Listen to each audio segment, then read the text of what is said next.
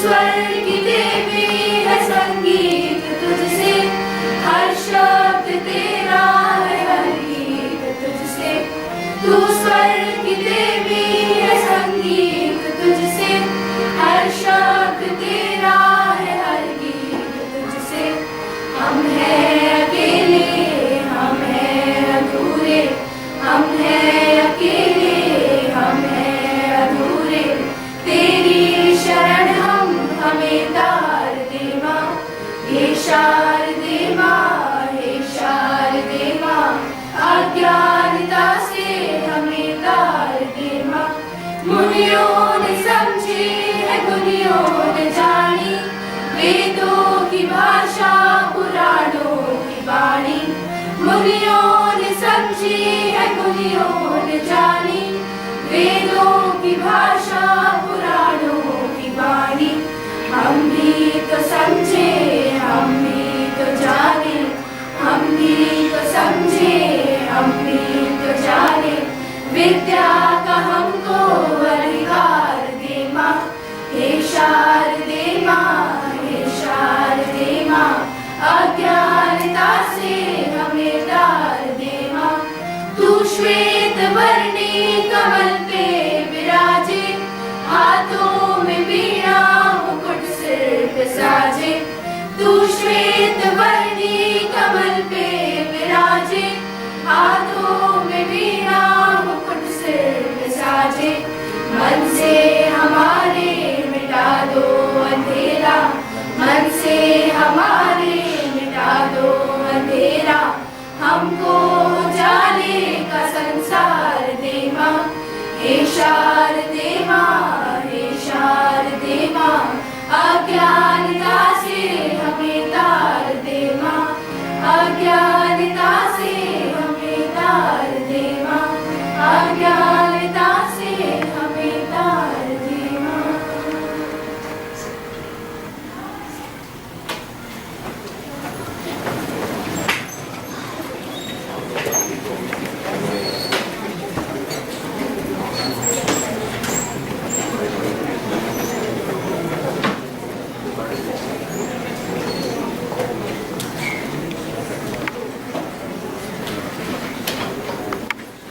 A very good morning, everyone.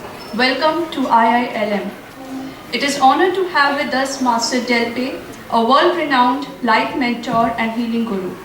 I would like to take a few minutes to highlight some aspects of his illustrious life. Master Delpe integrates the best of Eastern wisdom and Western practicality.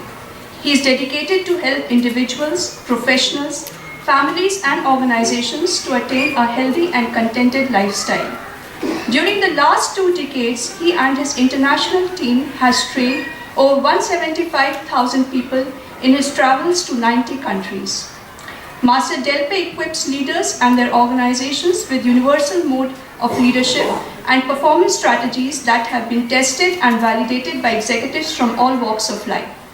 He has offered training programs, customized coaching, mentoring, and consulting to teams from many Fortune 500 companies, including Siemens, Sony, IBM, Coca-Cola, to name a few, which has helped them to maximize their success by improving their global leadership quotient, total health quotient, and gross happiness quotient. His mission is to help executives and professionals to lead in life.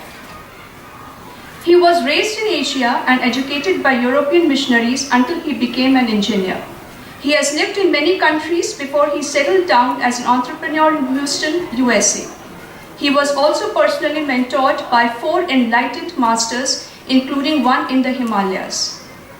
Master Delpe has received several awards, both academic and corporate. He has been a martial arts champion several times. His international experience as a professional speaker and leadership guru makes him a prolific author of 6 books, including bestsellers like From Success to Fulfillment, 8 Types of Leaders Every Leader Should Know, and his forthcoming book is Living Your Greatest Life. All in all, he wants to be known as the one who teaches professionals and executives to master a life ahead of its time. Sir, it is indeed a pleasure to have you with us at IILM. May I now request you to address the gathering. Thank you.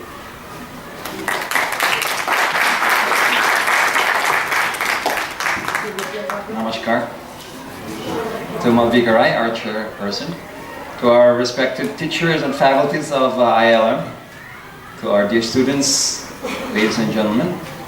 Good morning and welcome to our brief talk.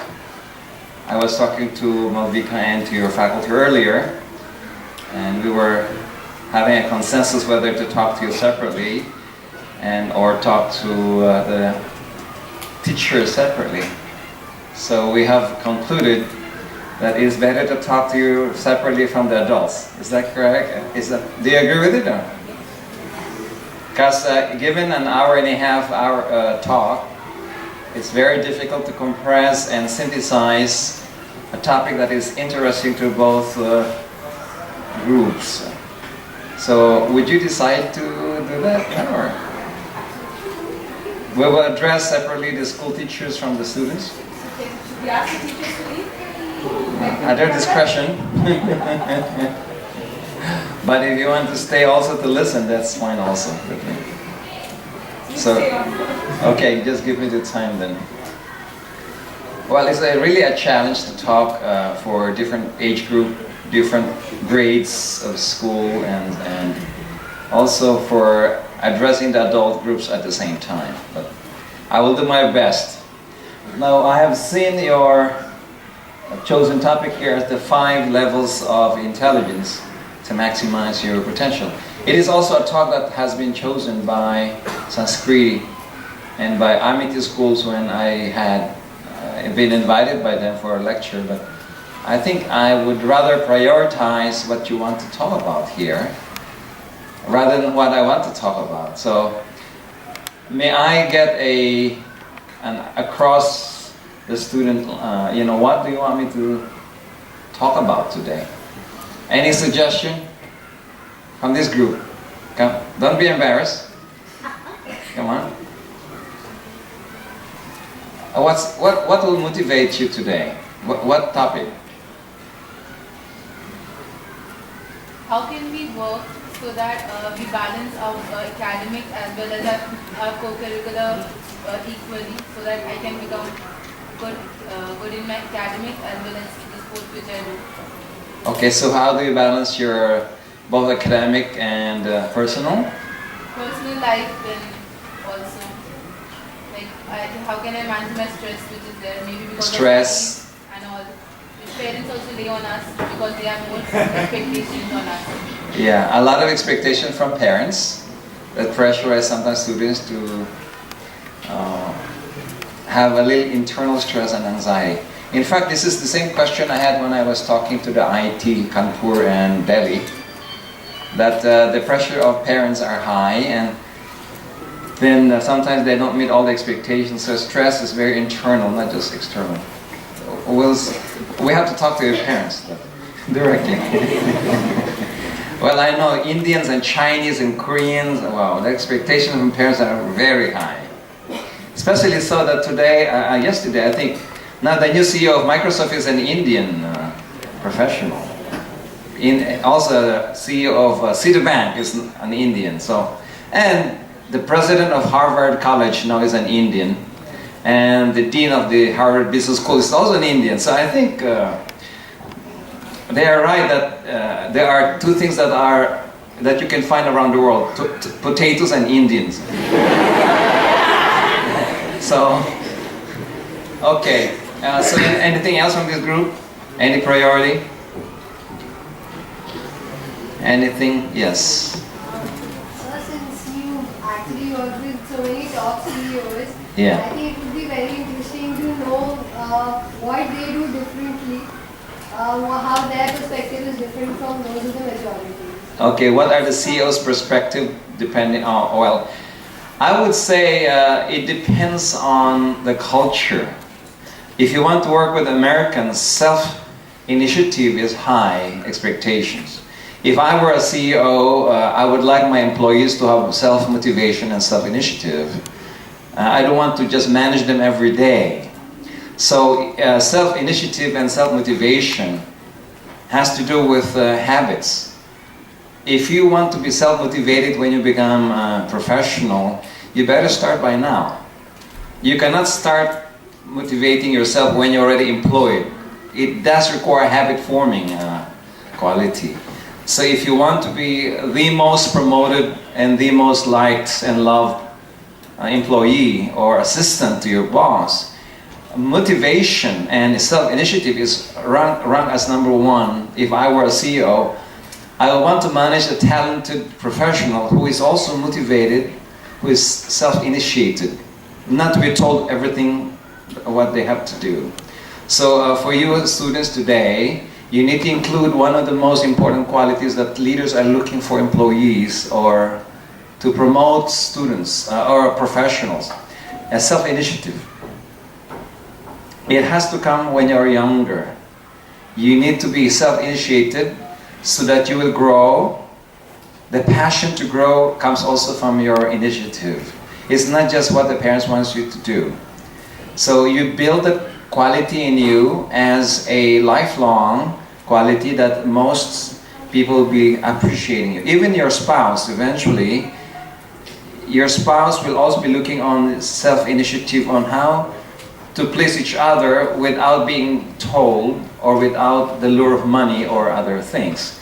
So you asked me that question, that is the answer that I have seen in terms of CEO's expectations, to employ somebody that is self-initiated and motivated.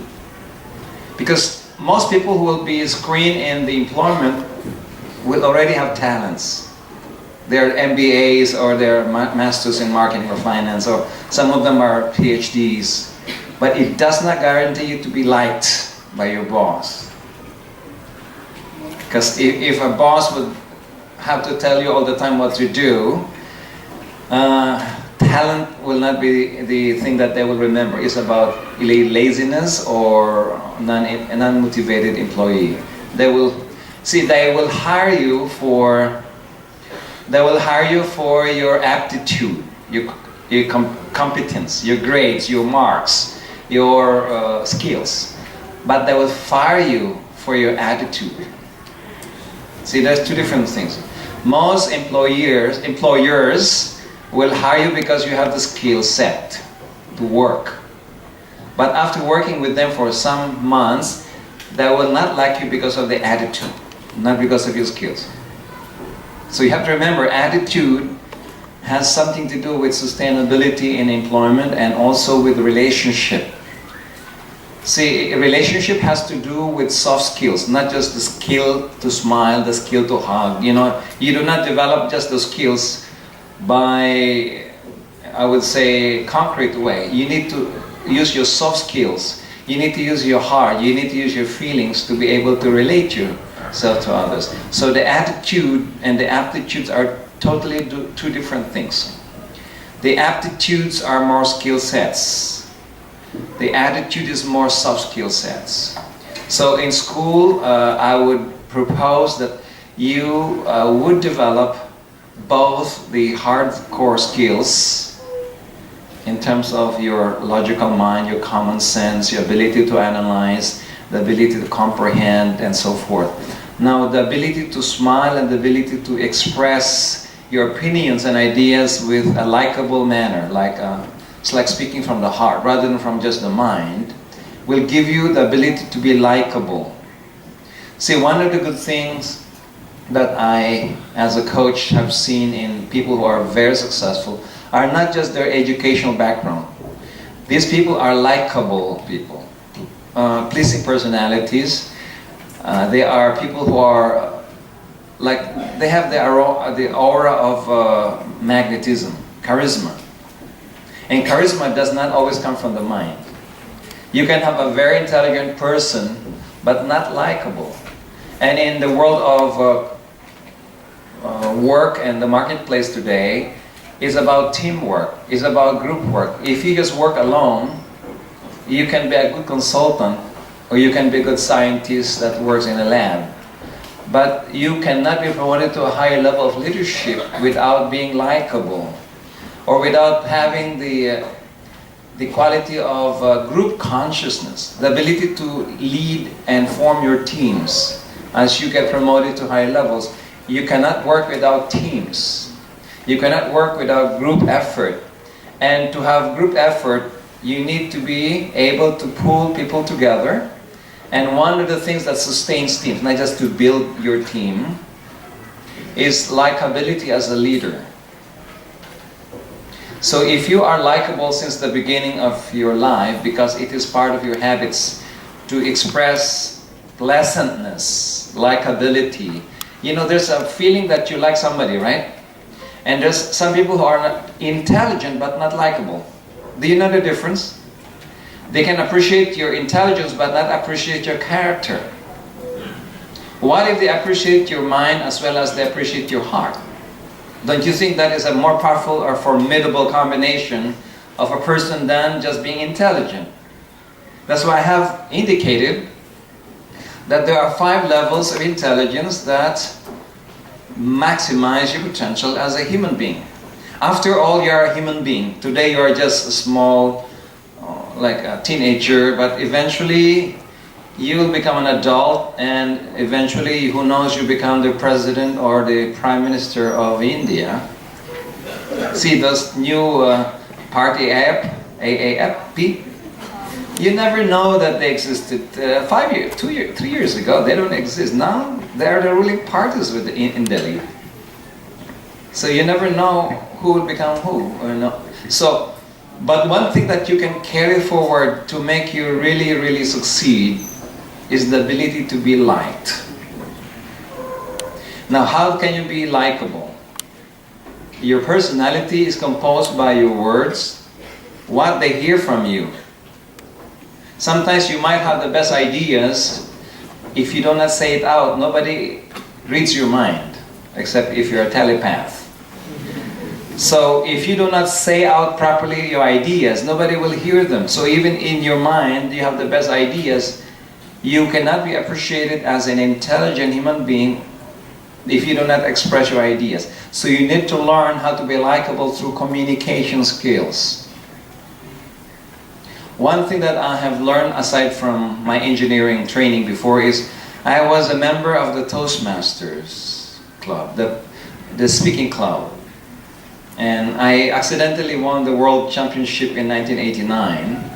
I don't know how I won, but I won anyway. So, and from there on, I have learned that if you have the best ideas in the world and you communicate it properly to people, they will know what you're thinking and they appreciate your ideas. Otherwise, your ideas will die with you, even in a forum or in a conference setting. It is not always the most brilliant that shines in a meeting. It's who speaks out their ideas properly and be heard by people who are labeled as smart, right? Have you sometimes resented that when your teacher asks you a question, you know the answer, but you hesitated to express it, and somebody who has half correct answer would say it out loud, and they will get the point. And you said, I know what he's talking about, but you hesitated to speak. So speaking skills, if you would consider my advice, is one of those things that you cannot do without if you will go and scale up or ramp up your promotions in a corporate world or in an organizational world. So not only would you be likable through your pleasant personality, like smiling, hugging people, being nice, you need to be likable through your expressions, your language. Foul language is not good, because now we are watching a lot of movies that are from the Hollywood, Bollywood, and they're using now this very bad words and foul language. And we sometimes emulate them, thinking that we are stronger if we say the word F or all those bad words, because that's what we see in the movies, right? Now, you might see a very handsome and good-looking guy or a girl, and you have a good liking on that person until they open up their mouth. Even for adults, good-looking, tall, macho-looking, until they spoke and you heard their language is bad, their voice is cracking, and they don't have good sentences, and so they're starting to dislike the person. An impression that might last for a long, long time. So be careful what you say. Your language construction, your your terminologies, your jargons. You need to choose the right language to be used as you grow. You will be able to habitually use them. In the corporate world, in a meeting with your boss or with your workmates, you can hear somebody who is really a cultured person, more refined people by what they say and how they say things. So again, we go back to the question of how do CEOs or your employers would, sustain liking you. Maybe it is also through your spoken words, through your habits, and through your expressions. Your body is has a language. For example, if you are a warrior, you tend to do like this. When you worry a lot, there's a certain gesture. When you worry a lot, you tend to defend yourself by crossing your arms. And whenever people talk, you're always like wanting to defend yourself without opening. Now, one of the worst things in a school is when you're listening to your school teacher and you cross your arms and legs like this. That is a defense. In fact, that is good when your parents are scolding you. That will shield you from not absorbing their negative energy. But if you're listening into like a lecture like this, it is good to open your arms and legs so that the energy will not close. This is a defense. If you are very, very scared or very, I would say, fearful about anything in the street or anywhere else, you cross your arms and legs and you feel more calm. That is one defense I teach in martial arts. When you are afraid, you just cross your arms and legs and it does shield you, protect you. But not in a school setting. So your body language will also project whether you are defensive, you are a controller, you are likable, you are happy, or you are nervous. So when you apply for a job, for example, see, when I help people choose the, I would say, new CEO or new vice president of a company, and they ask me to choose from 5 people, I will see how they sit while in the waiting room. I will see their eye contact. I will see their hand positioning. Without talking to them, I would know who will be a high maintenance employee and who will be a defensive employee and who will be an open and happy employee. For example, if you will choose your, not girlfriend, your wife or husband in the future, just for the sake, because you have sometimes 1 hour to choose, right?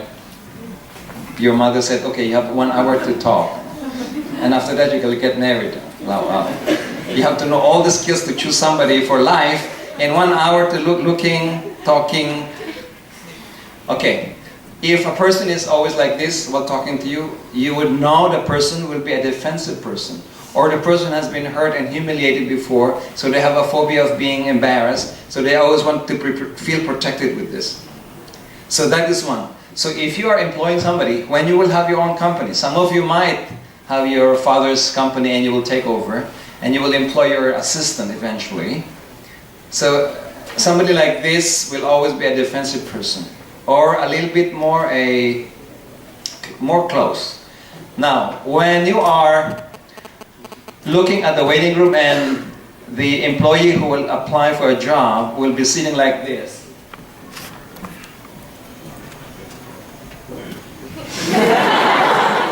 Waiting for you. That person is a little lazy.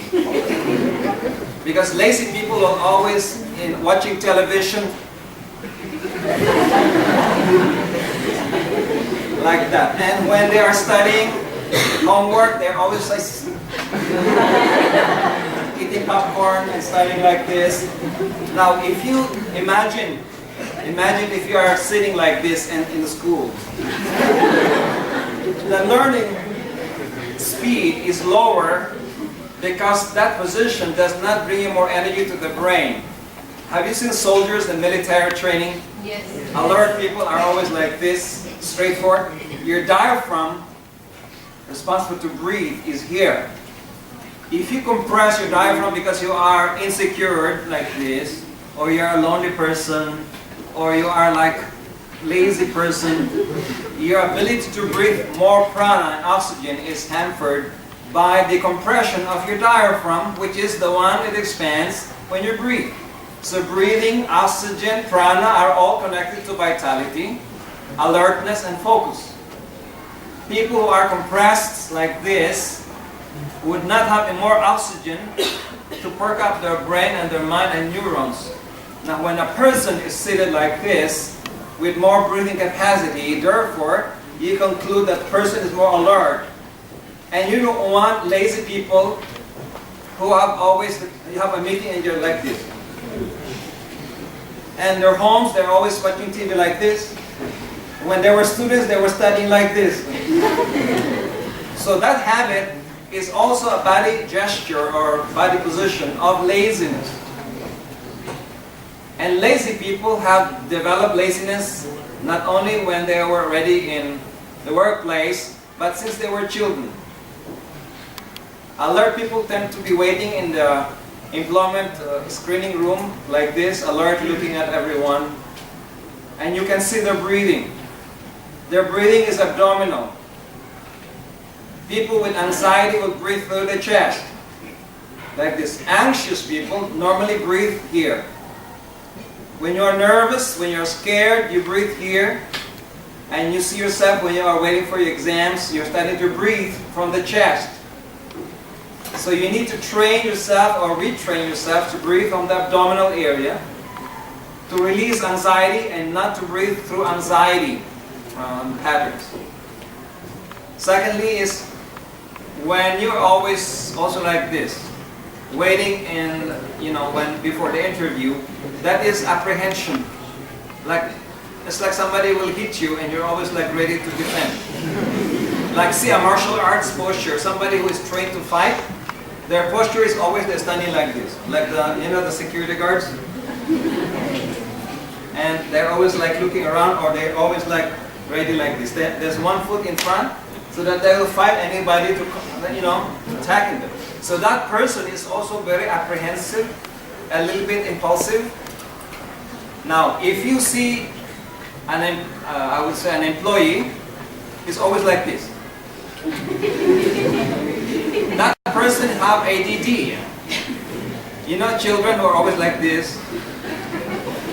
And you sit beside them, you get dizzy after a while because and they keep on tapping like this. Now that person, if you employ them, they will be hyperactive. And when you get married with that person is impulsive, reactive, impulsive, and having anxiety. Anxiety can be also like this. And if you see a lot of teenagers, probably you are doing like this all the time. Always like moving. So that's ADD, ADHD symptoms. And a lot of children today have ADDs. ADHD, hyperactivity, impulsivity. And that's not good because if you're very impulsive in decision making when you are an executive, you might make wrong decisions which have very high sunken costs or expensive repair costs. So in my experience coaching also teenagers and youngsters, I have seen that the most common today across the world is hyperactivity, anxiety in children and students. And it seems that they cannot focus. Like you are in front of your homework and suddenly you're like texting and apps, and how can you ever focus if you are always looking at your cell phone? So my advice, a piece of advice is, if you're doing your homework or doing something you need to focus, do not be looking at your cell phone. You need to really get your cell phone 1 mile away, or at least hide it somewhere. Because when your mind is now there, not in your homework. You need to focus 100% to something you're doing, to be present on what you're doing. Do not put your cell phone beside you when you're doing your homework, because you will be answering texts and sending emails or whatever you're doing, and you are not really focusing 100% on your homework. Even in the classroom, well, in the United States, even high school, they're not allowing people to answer a text inside the classroom. The philosophy they have, which I don't agree, is treat the youngsters as adults. Well, adults today having texting, compulsive, texting is not a good adult. It's not a good, model. So how to focus your mind really is to train your mind to really be absorbed in what you're doing rather than halfway. And this is the problem today in the employment world. They call it the presenteeism. It's not absenteeism. You might be absent and then they deduct your pay. But if you are physically on the work and your mind is away, you are not deducted any salary decrease, but you are not really working at the maximum capacity, because if your mind is preoccupied, disturbed with a lot of time robbers, time interrupters, like your cell phones are time robbers and time interrupters. So it does not make you focus on the work at hand. You might have the skills, but not the focus. See the different thing? You can have the intelligence, but not the focus to work. Therefore, the achievements that are expected of you when you go to work eventually will be affecting your performance appraisals, because focus today is one of the ingredients that they're looking in a professional. When they give you something to do and you finish it on time and you keep on doing it until you finish it, that is focus. But most people do not focus a lot because their mind is somewhere else. So that's called presenteeism. You might be in school, but not totally in school. Your mind is somewhere else, preoccupied with some disturbances. Any other suggestion on this side? Before I will summarize what we're talking about, the 5 levels of intelligence. Yes? Morning, sir. Sir, in today's time, sir, we are living in a world that is not totally of child and neither of us of an adult. So our dislikes, likes and dislikes vary from that of our parents or any other adult. So how is it that we can balance that out? The difference shouldn't be there. Yeah, the challenge today is the identity crisis in teenagers. As if they don't belong to the old generations, at the same time they are not toddlers anymore, so they are caught in between the adult or young adult life of becoming an adult, doing what adults want to do, and at the same time they are still students with limitations of freedom to do what they want to do. And the greatest gap today is not about your casts gaps. It's about generational gaps. The one that is good and what is correct to your grandmother, it might be different as correct to your parent, and then what is correct to your peer group, and what is correct to the school group. So that is the challenge of teenagers today, that what you think as right is not right as per your old folks who are more old school thoughts. And now that you're exposed to different caste system and different cultural perspective, being now accessible to these movies, international movies, you are watching many things now, and then you have the access to the internet and looking at different perspectives.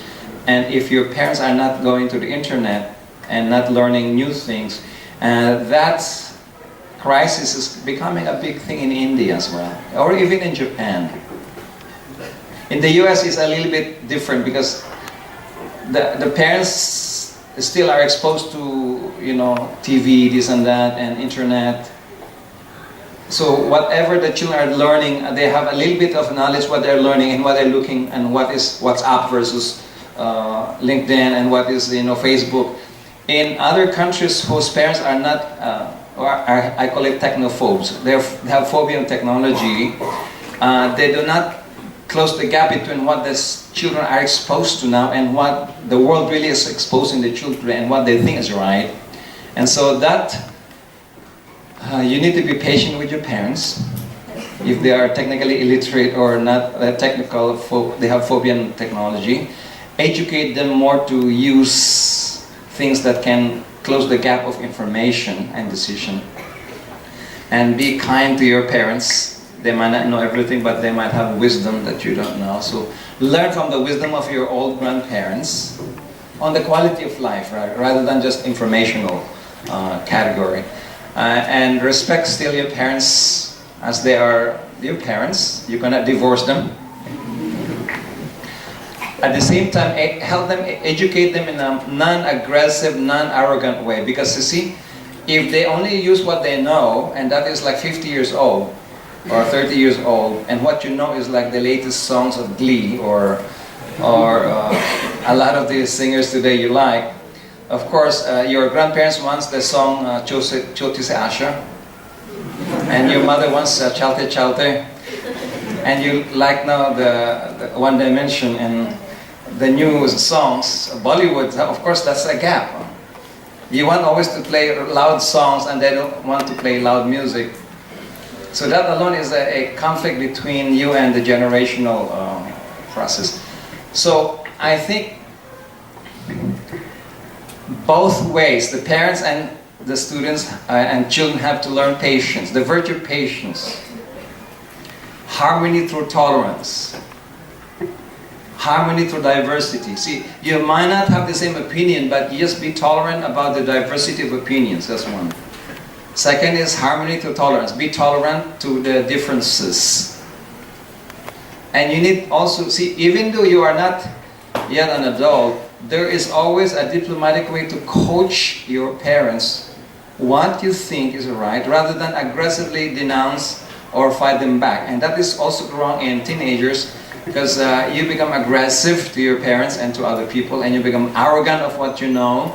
And then what happens is, even the parents know that they have a wrong notion about something, they will not also give way to their roles as parents. So be politically, or be diplomatic to your parents, be diplomatic to your grandparents about what you know. Be humble still, even if you think you know more about them in terms of science or mathematics or chemistry. Also educate them. See, they might say no to you. It does not mean they don't want to learn. Share your information. See, instead of you also being alone, listening to your music, and iPod and iPhone, you take more time when you're at home to talk to your parents. It's not just them talking to you. You need to talk to your parents. You need to converse with them, not just talk. Do not just communicate, converse. What's the difference? Conversation has a continuous follow-through. You know, when they say something, follow through what they're saying, rather than talk something else. Because today, a lot of people are not able to converse. You know, when you talk something, they insert another topic, and then nobody is talking one topic, they're talking about 5 topics at the same time. That's not conversation. That is, I would say, just talking. There's a difference between speaking and talking. When you speak, you think about what you want to speak about, and with more contents, and with more meaning, and with more deliberation, and with more conversational tone. Talking is like, you don't have to think what you talk about, you don't even sometimes screen what you say. So that is talking, but speaking. So speak to your parents what you think in a non-arrogant way, in a humble way. Do not just talk to them. You can talk to your friends, but speak to others in a different way. Speak from the heart, so there's humility to it. Because sometimes a lot of children today are very arrogant, or a lot of them have a little bit of mental pride because you're intelligent and your parents are not as intelligent. So you need to tone down your intelligence into a humble way. Speak from the heart, and people will listen to you. Even in a workplace, if you are very intelligent and very smart and others are not smart, you will have a lot of enemies when you project your intelligence with arrogance. Instead of having a vote of thanks from other people, you have a vote of rivalry. There will be your competitors, and they will shoot you to go down when you're up. So do not just rely on being intelligent. It's not enough. You need to be relying again on your likability. So you need to be likable by your parents, you need to be likable to others. I mean, likability is not to please everyone. I'm not saying that. Because if you're a person who wants to please everyone, you will also fail with frustrations, because not all people that you please will please you back. You need to be likable, but not to please everyone. You just do the right thing, be nice. But if you need to express what is truth to you in a more straightforward manner, do so also. But with no arrogance. See, you can speak straightforward with humility, and people will listen to you. But if you're straightforward with arrogance, people will push back. They're two different things. Okay, so what does these 5 levels of intelligence do to you then? It gives you the idea to listen properly and to communicate properly from different perspectives and decipher and decode or discriminate the truth by listening to somebody's comment or statement where they are coming from. It's like this. There are 5 levels of intelligence for highly effective people's performance. One is your instincts. Have you heard about gut instincts? You sense, it's not from your mind, your instincts. In many CEOs, they use their instincts a lot in decision making because in a very complex, fast world of business, you don't have all the information for decisions. So when you don't have all the information, you cannot use logic. What do you use? Your sense. Have you met people who you feel are not too good for you? Even you don't know them as well, you have the sense, right? You have the feeling. So you have the sense, that is called instincts. And the best entrepreneurs are not always the most intelligent executives. They are executives who have the good instincts to know. The ability to make decisions without thinking. So that's called instinctive intelligence. If you are very athletic, you are a sports type of person, your instincts is better than the Mother Teresa's. So your instinct is a very important, even in the exams. Sometimes, if you don't know the answer in your exams, your first guess might be right? If you have matching types, and you don't really know the answer, what do? You guess. So if you have a good guessing instincts, sometimes you can guess for answers that you do not know, or you can sense people who are good for you or not good for you. In fact, sometimes your mother knows that you are not in a good shape when they see you without talking to you and said, "Oh, what's your problem?" "No, I don't have a problem." "No, I can sense it. Something is wrong." So they can sense you without knowing it mentally. So that's called instinctive intelligence. The next intelligence is called emotional intelligence. Emotional intelligence is the use of your conscience, your heart to feel truth. A lot of the saints I have met in Nepal, in Tibet, India, in the Himalayas, are not educated in school. They don't have a diploma, they don't have any formal education, but they have very good emotional sense. They can feel if you're a good person. They can also sense the truth to their hearts, to their conscience. Your heart has an intelligence that your mind does not understand sometimes.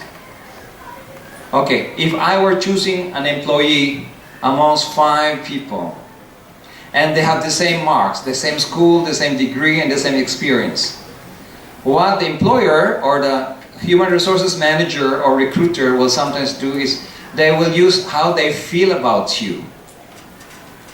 Not all people who are hired are the most intelligent applicants. It's how they feel about you. So sometimes the alchemy of the boss employing you and you as the applicant is sensed not just logically but by feelings.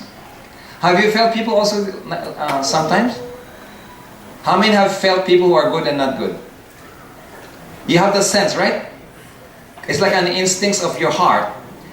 Now, a lot of saints have very good developed heart. That's why they have good conscience. Now, what does have conscience do to you? According to Blaise Pascal, a French mathematician, philosopher, he said, the heart has a reason that reason does not know at all. Your heart has a reason that your intelligence does not know. So if you would be looking at 3 options, eventually, whom do you choose? Somebody that you feel good about. It's not just the good looks. It's not just their good grades. It's how good they are by feeling sometimes. And they are now using it more and more in the corporate world, the ability to use emotions, our emotional intelligence called EQ, to employ people. The people with good social skills have a better EQ than scientists who does know numbers, but they do not know how to relate to people. That's why we have geeks and nerds who might be geniuses in terms of digital and technology, but they don't know how to communicate their hearts. So that's a handicap. So emotional intelligence is very important in employability, in likability, and in teamwork. Even in attracting more friends. Your ability to use your heart in a proper way and intelligently is called emotional intelligence. You need to develop EQ or emotional intelligence as early as possible by looking how the Mother Teresa type students behave. There are 8 types of human design, which I can summarize later on. The Mother Teresa have very high EQs. That's why even they are not highly educated, they are likable. Because the heart speaks.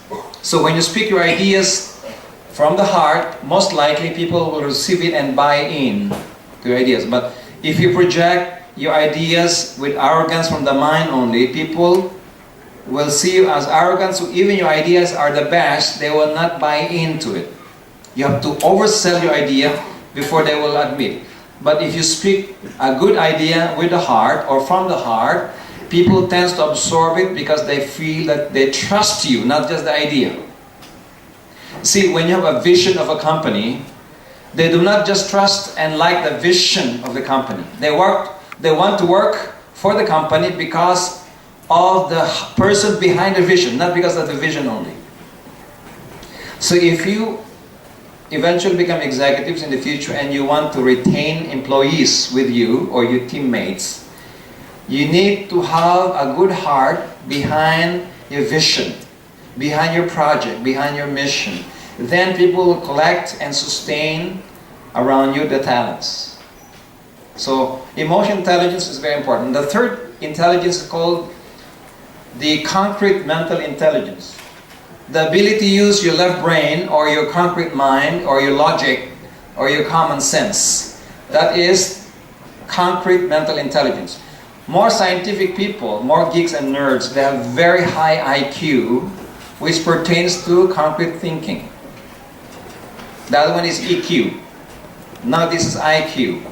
The ability to think logically, sequentially, common sense is concrete mental intelligence. The ability to see details.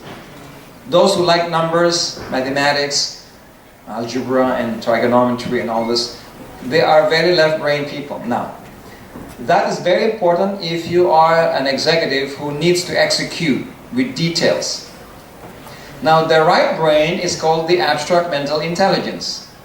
The one that can think philosophically, the one who can think with principles, who can see the bigger picture. Not the compartments, but the bigger picture. So a person who is a good abstract mental thinker is like a helicopter pilot looking at New Delhi, and the one who is a scientific mind, a concrete mind, is like a taxi driver looking at the ground. So 2 different levels of perspective. So the one with a bigger picture can see the overall bigger schemes of things. They usually get promoted as the boss. To be the boss, you need to supervise many departments. You cannot be looking only in day-to-day affairs, on details. That you can be a scientist, you can be a technician, you can be an engineer, you can be a supervisor looking at the details of day-to-day affairs. But to be promoted to a CEO or to a higher managerial position, you need to expand your concrete mind into an abstract mind intelligence to be able to see the bigger picture. Then you can be promoted to be the boss. Those who are only looking at small details will always be a technician, a tactician, and those who are in a bigger picture will become a strategist who eventually be promoted as the boss. So if you ever want to be promoted as the boss, or boss of the boss, you don't need only one intelligence. You need to stimulate your ability to relate to people through your heart, to magnetize people to work for you or work with you. You need to see the details of your work, day to day, the concrete mind, and you have to be the one who sees the bigger picture, the abstract mind. Otherwise, you cannot go to a higher level of leadership and managerial position without number 4. You will retire as a technician and be loved as the most technical expert on one subject matter. You will be the Einstein. The entrepreneurs are not only concretely mentally intelligent, they are abstractly aware of what's going on for a long haul, not only the day-to-day affairs, but you are so bogged with your day-to-day problem, and they said, don't bother too much. I see it in the long term beneficial to us. Once we learn from the crisis, we will learn and be more mature and smarter. So that is abstract intelligence. The ability to see philosophy, principles, or the ability to see the bigger picture. Now the number 5 intelligence is called spiritual intelligence. Intuition, wisdom are part of that. Intuitional intelligence is a very high intelligence because it is from your Atma, from your soul. It stimulates your ability to see higher ideas at a far-fetched implication more than most people. Your ability to see ahead. You become the visionary leader. The ability to see ahead is always a high recognizable quality of top-notch leaders. Whereas managers are managing day-to-day operations and projects, the leader of leaders are ability to manage 50 years from now, 20 years from now. They are seeing ahead more than most people, so they are always the boss of the boss of the boss. So it depends what do you want to be in the future? Do you want to be the boss of the boss of the boss, or do you want to be the visionary leader who will always give new ideas to your team? Or do you want just to be following the orders like a lieutenant and not the general? So it depends what you want to aspire. If you want to be a leader of leaders in the future, the one who has the 5 intelligences will be the boss of the boss of the boss of the boss. The one only who have instincts will be an athlete, or will be a person who will be in between departments, who can manage many people instinctively. And you can also be a good entrepreneur if you have instincts. The one with emotional intelligence can work good in HR, human resources, or in training people, in educating people, or you can be the most loving social hub in the company. They will gossip to you all the problems because you are a Mother Teresa who will listen to everyone's problems. You would know the secrets of everyone because they will tell you all the secrets of their problem and love affairs. Now, what if your father is Bill Gates, who's got smart head, a lot of money, and very organized, and you are a Shah Rukh Khan, who does not care about how you dress, you just roll your sleeves, and you're always like wanting to, to entertain, and Bill Gates wants you to make money out of business. So, and you don't want to go to school because it's not interesting to you, memorizing answers, and you can make money by just acting. Right? Now that is a clash of preferences. So the problem in life, in any conflict resolution, is managing expectations. So how do you identify the expectation of your parents, and how do you match it with your expectation? That's why you need to study the 8 types of people and match things that match, and what doesn't match, you need to manage it with tolerance. So I have a book that I've written called The 8 Types of Leaders, which profiles what type you are and what types your parents and what types your employers, and what types even your boyfriend or girlfriend, if you have any. And you can match, or you can see the point of conflict. For example, why does your parent always fight? Does your parent fight? No, they are saints, right? Okay, imagine your father is George Bush, always very controlling, very strict, and your mother is Mother Teresa, and they go to shopping. They go for shopping. Okay? And imagine George Bush's father will finish shopping in 10 minutes. Very fast. They overtake all the people in the cash register and fast, speed. And Mother Teresa, being loving, has to say hi to everyone, namaste to everyone. And in 2 hours, nothing in the bag. And George Bush is... Now, what happens after shopping? George Bush will always be waiting in the doors, like looking at things, criticizing, how slow is this? Like, so imagine Say that there's a driver and George Bush will drive the car. What do you think? You better put your seatbelt. You will be angry, he will be rushing, and he will run red lights and whatever. But if Mother Teresa is the driver, she will stop at green light and everyone will honk at the back. And slower than normal, so George will be driving for her. Go, stop, go, right, left. So if you ever get married and you marry a George Bush, you better have a lot of patience. And if she shouts, you better like shut off your ears and let it come out, because they really don't mean it. It's just their attitude. And if you're married to Mother Teresa that are slower, more emotional, and you're a George Bush man, you better have a lot of patience also of slowing down when you walk in the street. The George Bush is 1 mile away, always ahead. And the Mother Teresa will have a hard time catching up. So when you have different types of personalities, there is always a conflict because of likes and dislikes. You need to know how the likes and dislikes affect your ability to respond. Even when you were being employed, do not say that after you graduate that you'll be happily ever after. You will have stress because your boss is a George Bush, or a Bill Gates' boss is very demanding because they're always in a hurry, they have so many agenda, so many meetings, and you have to manage all of those, catching up with what to do with all the details. Now, suppose Einstein is married to, say, Madonna. Now, what will be the problem? Madonna wants to explore all kinds, all perfume everywhere, and Einstein does not like perfumes. Also, Einstein is serious, he doesn't want to talk always in his laptop, you know? And Madonna just wants to dance and sing, and Einstein wants to be quiet to think. And the problem is, Madonna buys a lot of colorful curtains and new things. So when Madonna buys a new curtain for the house, so excited about the new curtain, and Einstein goes home, serious, no sense of humor, and she will say, "Honey Einstein, how do you like the curtain? The colors, green, red, yellow." And Einstein, having no sense of humor, said, "How much? How much is that? What credit card did you use?"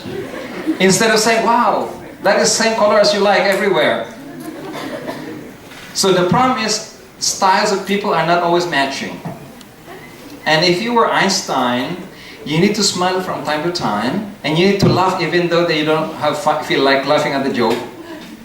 You know how's the Einstein? Tell a joke, everyone will laugh except Einstein. And after 1 week, Einstein will call you, "I understand the joke." Huh? Now I understand your joke. After calculating it after 1 week, I have been thinking of your joke. No wonder why I didn't laugh, because it's a stupid joke. And everyone who laughs are stupid.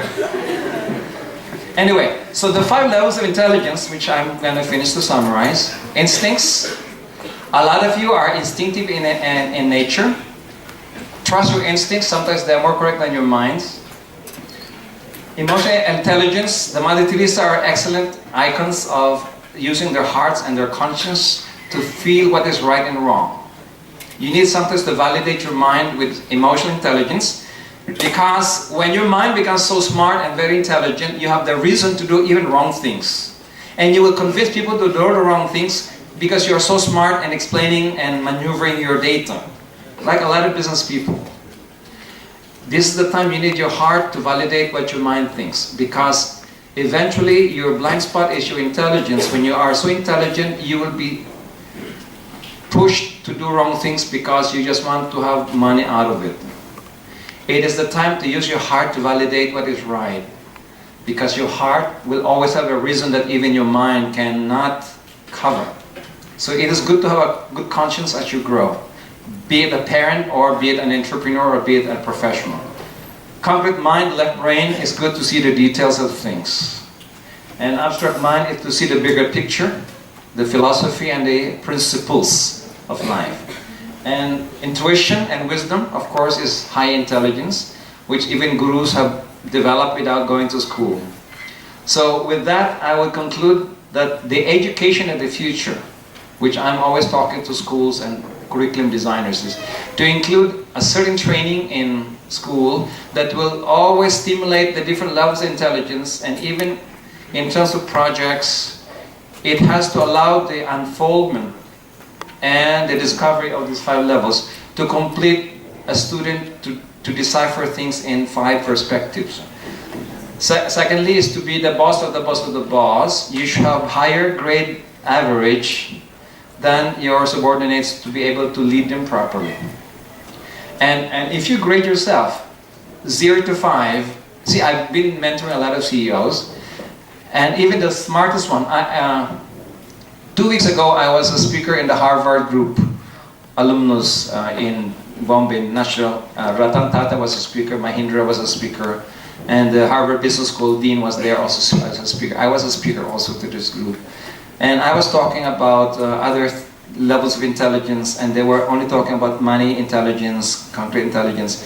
So today a lot of people, even from Harvard, are failing because they are just instructed to use a lot of mind to make money. Use the mind to become the CEO as fast as you can. But even a CEO that has no heart will always fail. See, if we do not install the conscience in leadership, the leadership will always manipulate and covert what is good. Without also wisdom in leadership, a person cannot be legendary at the top. So wisdom is necessary, so with conscience. Number 5 and number 2, to check and balance your life in performance. And there are 8 types of performance, and there are 8 types of learners and 8 types of human beings. You need to analyze who you are and what you are and the people that you're dealing with, so you understand the dynamics of interactions, likes and dislikes, so you can manage expectations. One thing that can make you a pleasant personality is you can manage expectations of others without being imprisoned by them. Not to please everybody, but be likable. Words, how you speak, your gestures, your position, your postures, your ability to express your ideas in a nice way, in a humble way, and the ability to lead with example. It's not enough to say what people should do. You have to lead through example, and people will follow you, because there's nothing more powerful than experience, not just words. I would like to ask questions again if there's anything that we have left out. This is a short talk, but I'd like to maximize. If you have more questions to ask, let's have an open forum right now, even from the school teachers. While your students will leave, I can stay with you to give you some techniques, but as of now, I would say that your questions are important to me so that we can give some light to them. So is there any more question from this side? Yes. So you said that when we write a paper and we are very focused on it, and our phones are not there, and everything is a proper thing. But when we write it, we are very focused on it, we write everything. But unless and until the question comes of a practical thinking or something, everything goes wrong, and then everything is haywire. Yeah, that's why when you are writing something, you add flavor. Okay, and not only what you have to think, okay, it's like this. You have to think of the one who will read it. So who is going to grade your paper? Is it your teacher? Then ask, what kind of teacher do you have? Is it an Einstein type? Then you have to be very concrete. If your teacher is a philosopher, you need to put philosophy and a little bit of a flavor of abstraction to your papers. If your teacher is George Bush, it has to be a straightforward flavor. Do not go around and around. That is only for Shah Rukh Khan and the type 4 entertainers who will put a little bit drama into the paper. So again, your performance, I will give you this piece of advice. When you go to companies, it is not always what you think will be rated as high performance. What do they think of you? That is important, because if the one who is appraising your performance as an employee is George Bush, you're very intelligent, Einstein, but slow. You don't want to take risks. He will think that you are not a good performer because you are so slow according to his preference. So not only what you want to think is what do they think of your performance that you need to alchemize in a relationship. It's not always what you want. What you want and what you need are two different things. What you need to do is more concrete. What you want to do is anything. So one thing that I want to impart to you students is you should know what is the difference between what you want to do and what you must do. And this is part of the teachings that I teach to even CEOs, that they need to differentiate what you do, what you want to do in life and what you must do in life. I have many want-to-dos. If I write what I want to do, I would hundreds of them. But what I must do is to talk to you today rather than sleep, because I just flew 22 hours from Houston. I barely have 2 hours, 3 hours of sleep. But what I must do is I'd rather be talking to you than sleeping. What my body wants to do is to sleep. What I must do is to come and talk to you because it will increase our worth together. It gives me the ability to serve you today, and it does give me some good feeling of being able to serve other people. And so sometimes you need to know what is the difference between what you want and what you should do.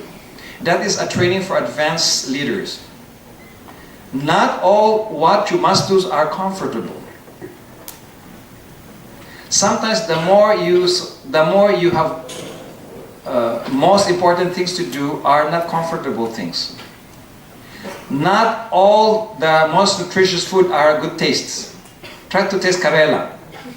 Your grandmother says it's good for diabetes, it's good for blood and others. It's good for your diet, right? Karela? You know Karela? The sweet fruit? The bitter fruit? But your taste bud says, no, it's so bitter, I don't like Karela. Then your mother said, oh, then eat amla. It's the same thing. It's still bitter, it's sour, and it's nutritious. It's called the holy fruit. But how come the holy fruit, nobody is eating the holy fruit? Because it does not taste good, but it is nutritious. And then they will tell you, okay, take Chyawanprash. It has 50 to 60 herbs in it, and it is very highly energizing and good for your immune system. And when you try to eat Chyawanprash, it's like poison to you. You'd rather be drinking Coke or something else.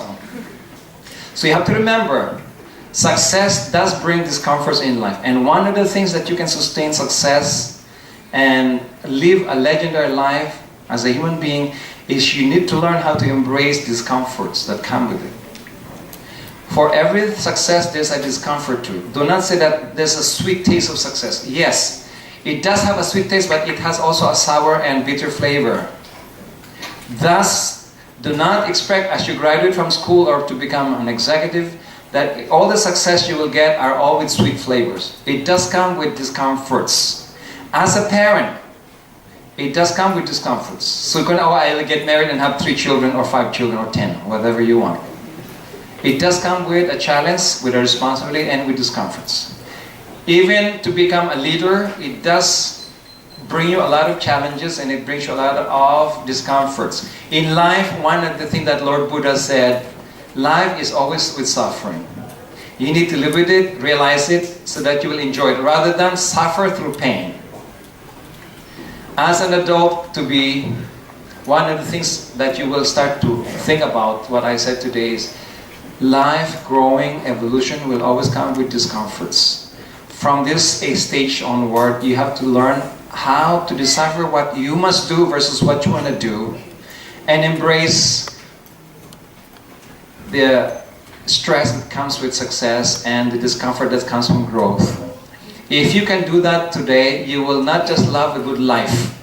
You will not just love your school. When you go home, you need to help your parents, you need to help the chores of the school, because some kids today are valedictorians in school, A+ average, and then bad in the house. You need to be able to sustain being the top of everything from the house, school, social, so that they will have a common brand about you. Because sometimes what they think about you is different from school and different from the house. Why? Because in the house you lose control, and in the school you are the best. So you need to be able to bring your personality as constant everywhere rather than schizophrenic. Good here, not good here. So well-rounded and likable person. Is there any other comment before we close?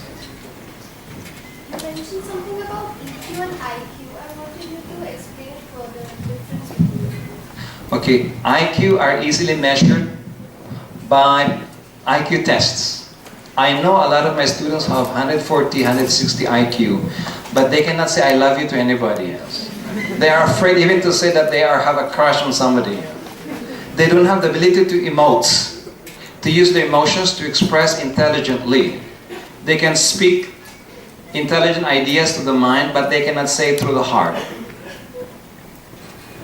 So the geeks, nerds, can have a very high IQ and they're very good in paper tests. But bring them to a social forum, they cannot speak out. That's why they're quiet, they don't want to talk.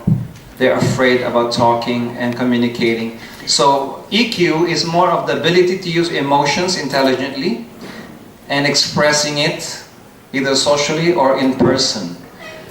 The problem today is we always text. So when you text, you put emoticons, smiling face in that.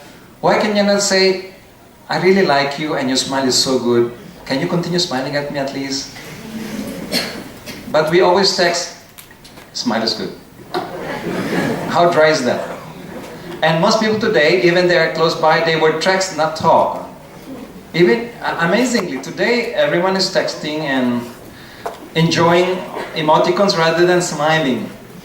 So you can project a smiling face, hundreds of them, but how about smiling with your face? We forget that this is really where it came from, that emoticon, the smiling face, is from the face. But we forget that we have a face. We think that there's a virtual reality there, out there. So emotional intelligence is the ability to express emotions warmly, pleasantly, and magnetize people. A lot of people are very magnetic because of their emotions, not because of their minds. And a lot of people can entice people by their smart ideas. They would be impressed by the ideas, but not as a human being. So impress others with your mind, impress others through your heart, impress others through your body constitution, looking good. There's a difference between good looking and looking good, right? There are people who are really, really, I would say, handsome, beautiful, but not looking good. There are people who are uglier, I would say not as handsome, but they're looking good. Is it the difference? That balanced way of expressing yourself can really look good. Any other comment? Yes? I think this would be the last question. Yes. We do not have enough time. Yes, I know. Last question. Master, do you think it's really affordable to choose convenience of time and auspiciousness over speed before decision making in this era of fast-paced lives? Okay, in this very complex life today, you don't have all the information to make better decisions, right? I guarantee once you become a leader, you would be using a lot of your sense and intuition more than your logic. Logic is good when you have enough information to decipher your informations. That's why scientists takes time to decide, because they need 10 years to validate one statement. Whereas the entrepreneur is making money off the ideas already because they take the risk to make mistakes and correct them after they make mistakes, as long as they will have a stage-by-stage decision. Now, in terms of emotional people, the problem is they react emotionally before they think. And at the end, the problem is emotional intelligence, when it is tainted and contaminated by emotional traumas, can affect your ability to balance your decision through emotions. And that is why emotional people tend to make big mistakes and suffer, because they are emoting decisions based on their traumatic experience, not based on the heart.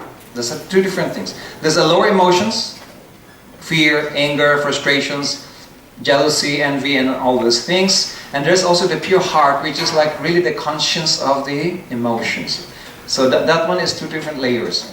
So you need today to consult even people from different sorts to get the perspective from intelligent people from different areas of life, so they have a bigger perspective rather than your own perspective. Complexity really today is common. Many sources of information, but there's no digested information for you. They do not digest the food for you. They give you all kinds of food, but it's up to you to digest. And that's the challenge today, even in the corporate world. Leaders do not have enough information for big complex things that they are solving. Therefore, today we need to employ advisors. As early as now, children, students, You need to have in your mind who are maybe the 5 people in your life who can give you a balanced perspective. Because if you consult only one person, the Mother Teresa will always talk about the spiritual and emotional part of your decision. The Einstein will always calculate your decision. You need to have 5 different kinds of people in your life who can give you an emotional perspective, a mental perspective, an intuitional perspective, an instinctive perspective, and a complete perspective. So when you make a decision for your degrees, for your future careers, it has to be from a different angles so you can digest them properly. If not, one is biased. Alright, with that, I would like to turn the proceedings to our MC, and I would like to thank again Malvika and all the staff of this IILM. And for your dear students, I wish you the best in life, and success is 9 falls and 10 rises. If you ever fall and rise one more time, you will still be successful. And success have a bitter taste also, not sweet taste. Even Bill Gates said, success is a bad formula. It leads you to think that you will not fail. But success have failures, so keep on rising after you fall, and you will always be successful. But make sure you put heart into your life, and that will make you feel that your success is not a failure. It will always be a feeling of fulfillment. With that, congratulations to everyone and to your school.